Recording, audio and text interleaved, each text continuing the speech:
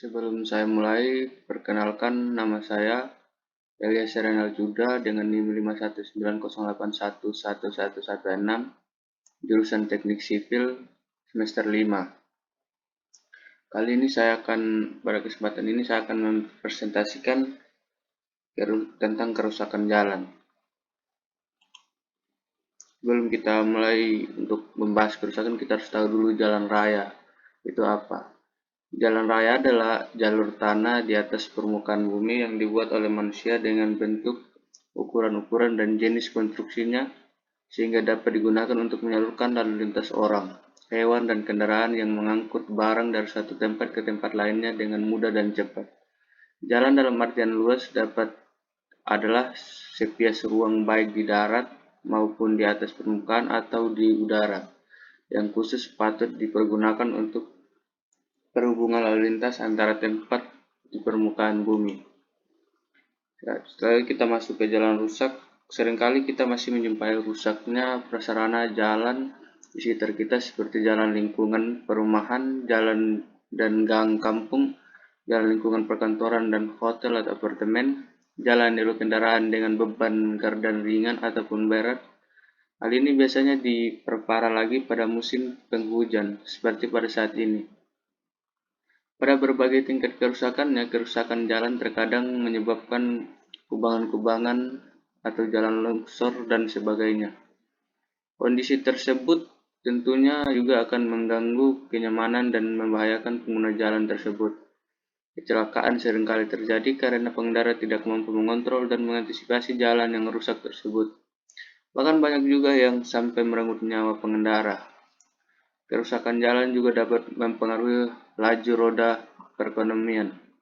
Secara teknis, kerusakan jalan menunjukkan suatu kondisi di mana struktural dan fungsional jalan sudah tidak mampu memberikan pelayanan optimal terhadap lalu lintas yang melintasi jalan tersebut.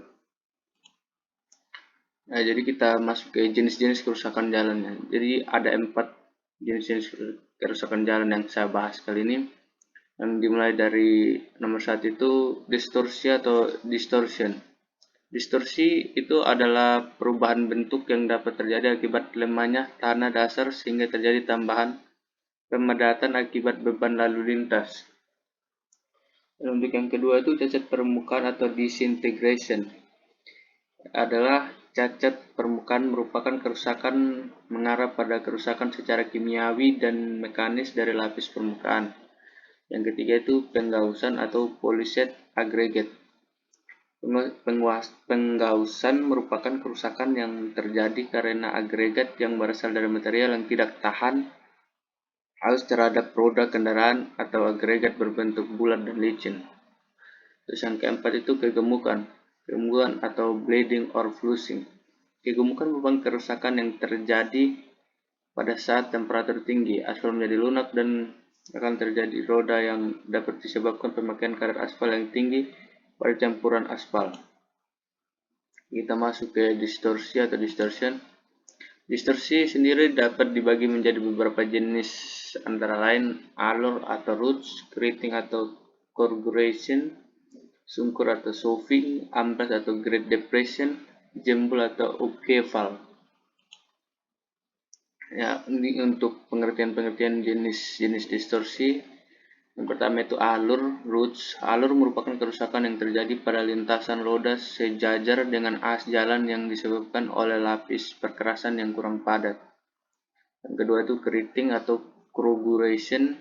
Keriting merupakan kerusakan alur yang terjadi melintang jalan. Kemungkinan penyebab kerusakan yang pertama itu lalu lintas dipakai sebelum perkerasan mantap. Yang kedua, aspal yang dipakai mempunyai penetrasi yang tinggi. Dan yang ketiga, banyak menggunakan agregat halus, agregat bulat, dan licin.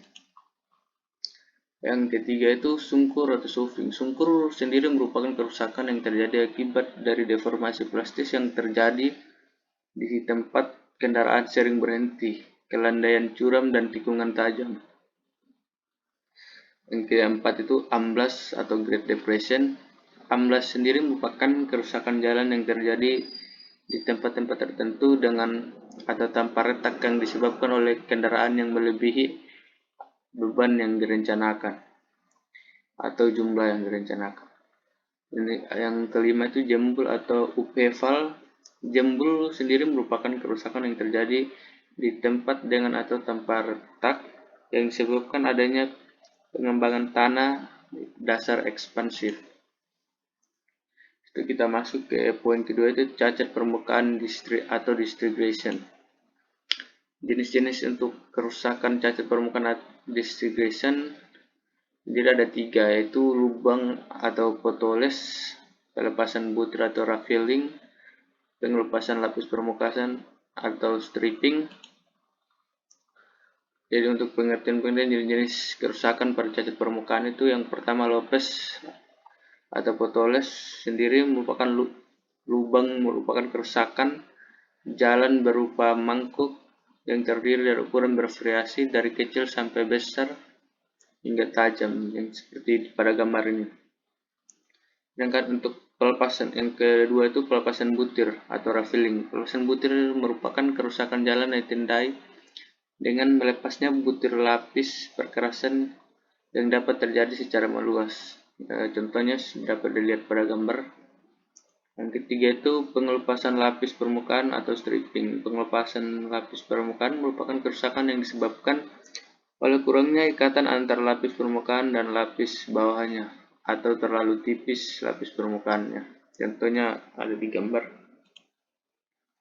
Itu kita masuk ke kerusakan poin ketiga, yaitu penggausan atau polished aggregate. Kerusakan penggausan atau polished aggregate merupakan kerusakan yang terjadi karena agregat yang berasal dari material yang tidak tahan haus terhadap roda kendaraan atau agregat yang berbentuk bulat dan licin. Berikut tampak kerusakan penggausan. Kita dapat lihat pada gambar ini. Lanjut, ya, itu kita masuk ke poin keempat. Poin keempat itu kegemukan, bleeding or flushing.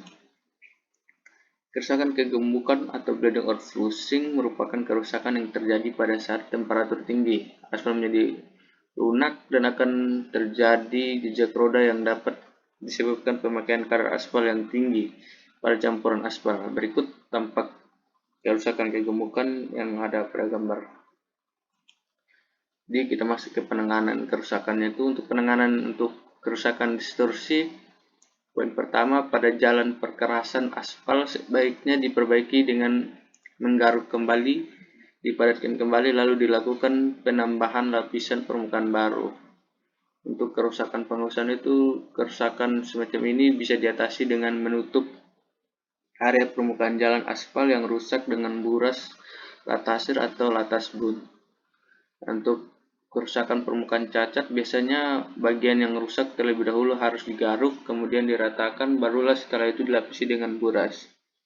Untuk kerusakan kegemukan, kerusakan jenis ini biasanya dapat diatasi dengan menghamparkan atau menaburkan agregat panas yang kemudian dipadatkan.